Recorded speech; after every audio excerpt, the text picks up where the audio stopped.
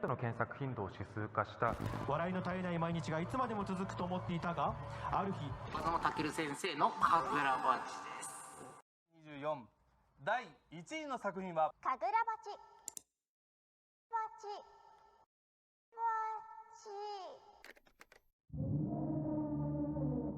Reviewing manga is a two-way street. If one of those lanes is reviewing characters, their designs, and what they contribute to the series, then the other is the chapters themselves. And if I want to be completely holistic about this like I aim to, I also feel the need to rank every single chapter in Kagurabachi thus far, all the way from F— Whoa. Editing Piku here. Can't just recycle formats now, can I? Instead of F through S tier, let's just do a simple 1 to 10 rating instead, okay? Now, back to the video.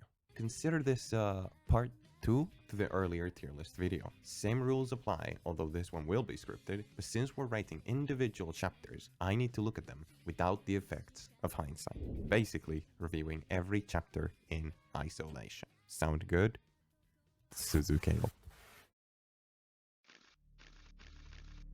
Starting from chronological order, Chapter 1. While I'd love to talk about the events that transpired even before the chapter released, those are not tied to the story, more than they are tied to the reputation given to the story. Chapter 1 is severely underrated, truthfully overhated. A good Chapter 1 will establish the narrative, introduce its main characters, imbue elements of mystery, and keep the reader engaged from start to finish. And for my personal rule, there needs to be at least one spread that looks incredible, and the final panel has to be captivating.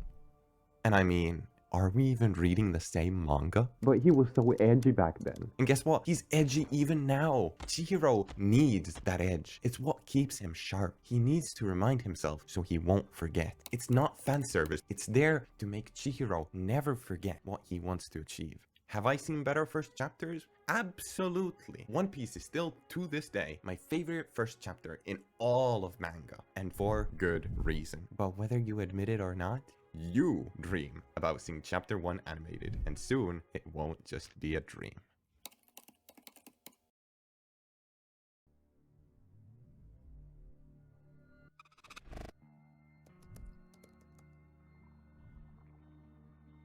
Starting from the title, they can often add a +1 nuance to the chapter previously unfound. For example, while I didn't talk about it, Chapter 1's iconic "What I Must Do" relates to Chihiro's end goal, what he must do. And considering it's dropped on a color spread of him murdering some Yakuza, what it is he must do becomes all the more clear. For Chapter 2, heaps refers not only to the heaps of bodies he's standing on, showcasing just how much blood needs to be shed for Chihiro to reach his goal, even as his fingers are already redrawing the blade to cause more murder. But at the same time, those heaps also refer to the heaps of rubble from his past, the broken, crumbling Rokuhira house. The stark contrast between past and present, evoking a sense of a path dyed with blood he's been walking on ever since that day. And this chapter, and the following 40 more, tackle that path. From a more surface level perspective, the comedy with Shiba is nice, the reveal of his mysterious sorcery powers, the trap set by the tree Hishaku, and again, the beautiful spread of Tokyo and that ever iconic panel of Chihiro sitting in the moonlight. Such a strong continuation for a chapter that so many people don't seem to give its proper flowers to. Shame.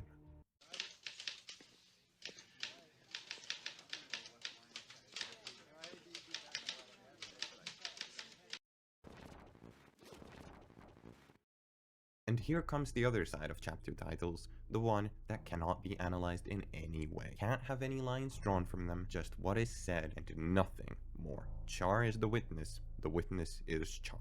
Although, I suppose it could be a reference to the film The Witness, knowing Hokazono's film geekness and all, but it is also just a really common word, so it is hard to say for sure. The past me who wrote the chapter reviews went very in-depth into the paneling, character layout, and the story progression, so for all those elements, I suggest you just go reread my thoughts on them.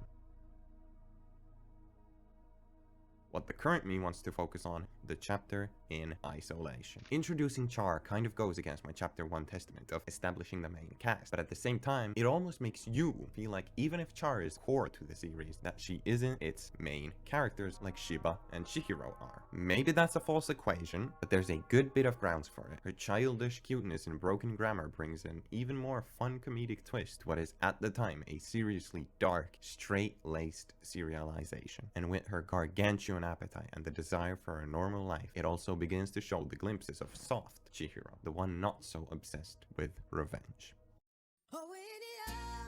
Yeah, this the real one, baby. I'm telling you. Chi-Town stand up.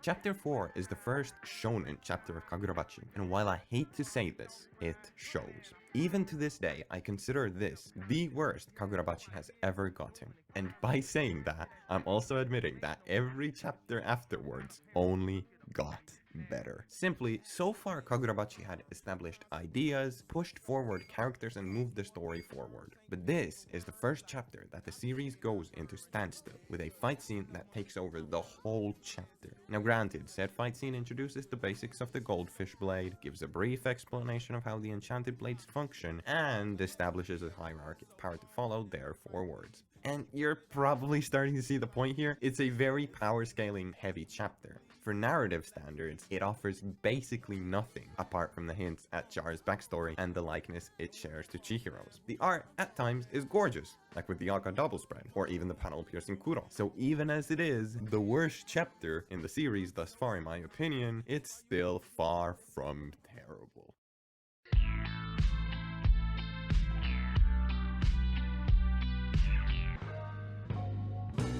And I think it's quite fitting that chapter 5 is the opposite of shonen. Comedy, character writing, and ending it on beautiful body horror. If the last chapter was purely action-heavy shonen, then this makes Char take a literal backseat as the car ride further exhibits her past from the last chapter and brings forth one of the most important thematics in Kagurabachi that would be expanded upon forever.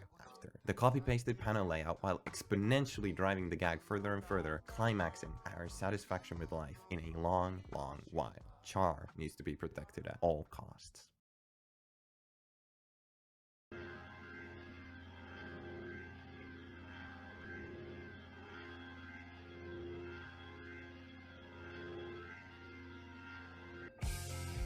Contrary to the chapter title, this chapter is anything but peaceful. It dives head deep into more of the chapter 4 style shonen that people at the time started warming up to. But instead of wasting the chapter talking about the specifics and fundamentals of sorcery, it seamlessly uses a veteran sorcerer's perspective as a concurrent bounty hunter to give natural told exposition of the Sete War. Char is not at peace, with even her leg being squeezed to reveal her secret lineage powers. Chihiro is not at peace as he gets to relive his most traumatic moment in life, and the Sete War flashback is definitely not peaceful. Nishiki gets its first appearance, but the execution and visual display, it's kind of messy in a way that you can't fully see the fish nor its effect, so I can't really give much credit to it, even if it is good as an action piece.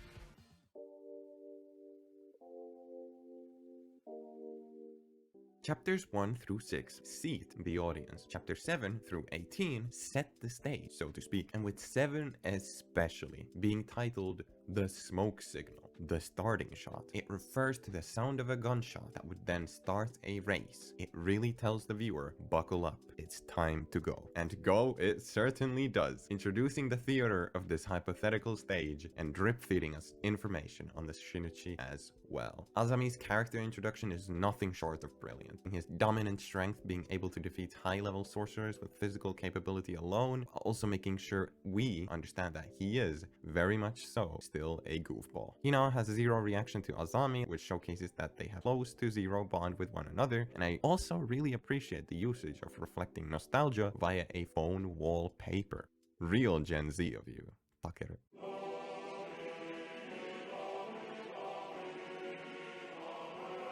A stunner of a color page which perpetuates the Kagurabachi curse, if you want to call it that. Basically, the idea that every single color page, volume cover, and magazine cover must feature Chihiro, for he is the main character after all. Some think it's a bad thing, some love it more than others. For me, I'm indifferent to it, but as long as the art is good, I will be seated.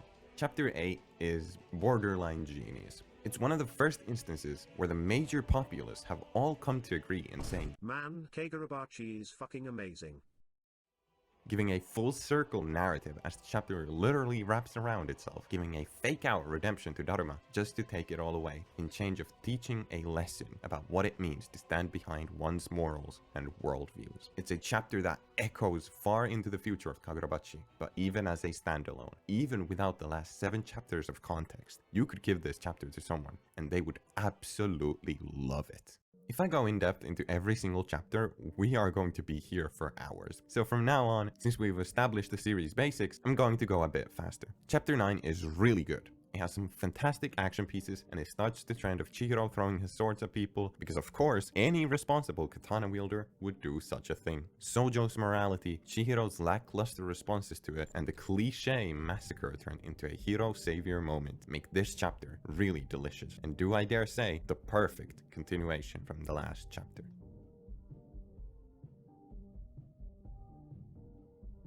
A full-blown explanation of what it's capable of, all accumulating in a panel I don't think I will ever forget.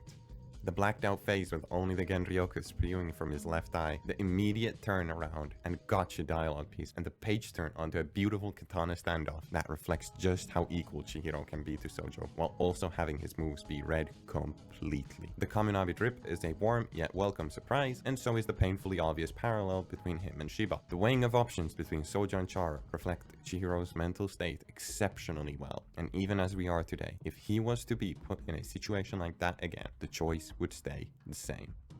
This chapter is the complete opposite of chapter 5 in that there's zero action, but it also makes for pretty uninteresting content, for there's also no character writing done here either. Sure, we get the reveal of the Datenseki and some more delicious Sojo morality, but all that kind of falls on deaf ears, at least for me. The anti-Kaminabi squad definitely saved the chapter, but you have to remember, they appear at the page 12 mark. That is over 75% of wasted chapter time. But again, if it wasn't painfully obvious, Kagurabachi's worse is still better than most of its concurrent competition. That's how you know the series is the gem I praise it to be.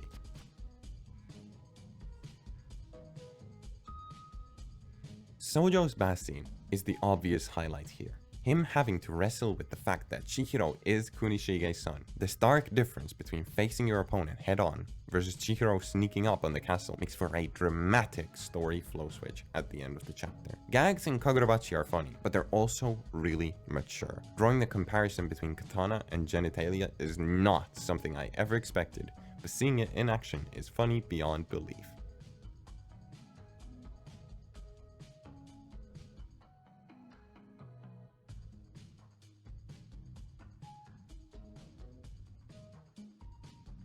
Shonen, shonen, and even more shonen. Sorcery reveals without giving attributes, technique names without giving explanation, and a sky-high battle to avoid civilian casualty. You can do a lot of characterization without saying things outright, and for the Kaminabi in general, I really appreciate that they go to such lengths, all to avoid even one person dying in the crossfire. Paneling and combat sequence going as strong as ever, and I appreciate the first instance of what team-oriented combat looks like, especially without the enchanted blades, especially against an enchanted blade.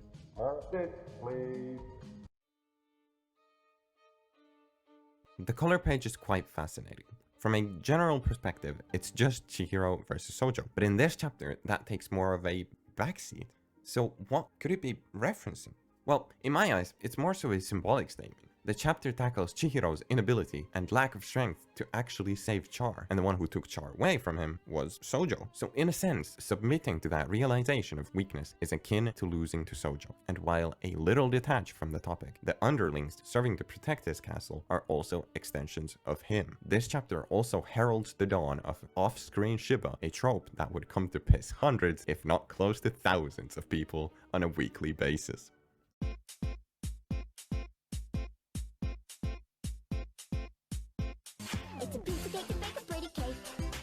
For a chapter that relies on the climax to Char's flashback, it sure does forward the plot as well. Instead of telling a typical flashback narrative with purely focusing on the past, the story focuses on a two-direction path.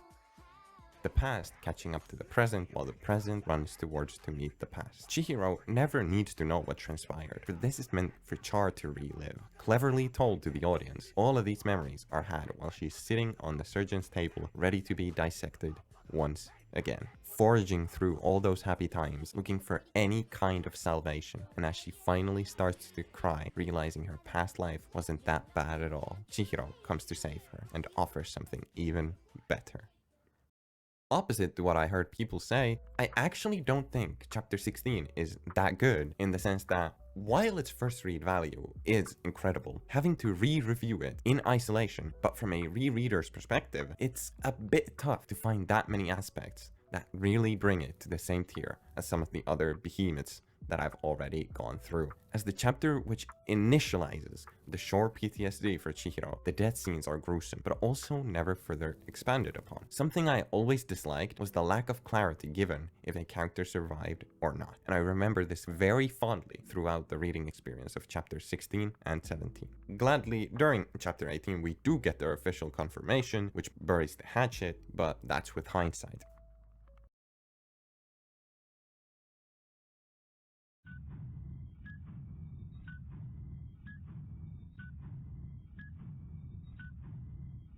The 12-second timer, akin to the popular film and TV franchise 24, is nothing short of superb, and again reflects Hokazono's aptitude in recreating cinematic moments with his own ideas. The chapter's crux, the philosophical debate between the right and wrong of Enchanted Blades, is one of the most engaging scenes I've read in modern manga. The San Shokudango is especially marvelous usage of Japanese culture to attach a thematic link between consideration, reflection, and at the end, understanding. Both parties go through as they eat their own dangos. Chihiro being bad with sweets is not only a showing of his cold, sour, inward personality, but also just shows his complete disregard for the situation and being forced to understand his opponent, which we then see come full circle as he force feeds himself the dango and draws his own line. The zero tricks, full frontal assault attitude of Sojo, the final blade crack, the defensive Mei gambit, the cloaking cloud gouger akin to the Nishiki. There's just so many brilliant narrative parallels that I can't even possibly begin to scratch here. So I urge you to read my chapter review for this one as well. For why people think this is the best chapter in all of Kagurabachi, the reason is outstandingly clear.